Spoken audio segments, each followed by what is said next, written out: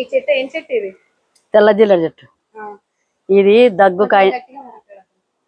దగ్గుకైనా దమ్ముకైనా ఉబ్బసం మంచిగా ఆమకారంలా వేసి కొడితే దెబ్బలు తరిగిన ఆంద వేసి మంచిగా నుప్పల మీద పెట్టి కాపితే దెబ్బకే తక్కువ అవుతుంది.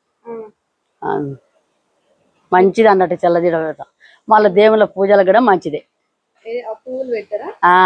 ఆంజనేయ స్వామికి పూలు గుచ్చి మాల వేసి పెడతారు. మంచిది. గుళ్ళల్లా చిగుని కూడా పెడతారు. ఈ చెట్టు వల్ల అన్ని ఉపయోగాలు ఉన్నాయి. అన్ని ఉన్నాయి మంచిగా. ఆవకాడు లెస్త చచ్చిపోతే దమ్ములు వేసినా కానీ ఏడిలా పెట్టి కొంచెం మసాలా పెట్టి నీళ్ళలో వేసి తాపితే దబ్బుని తక్కువ అవుతుంది. జర్ర ఎండ పెట్టి ఎండబెట్టాలి.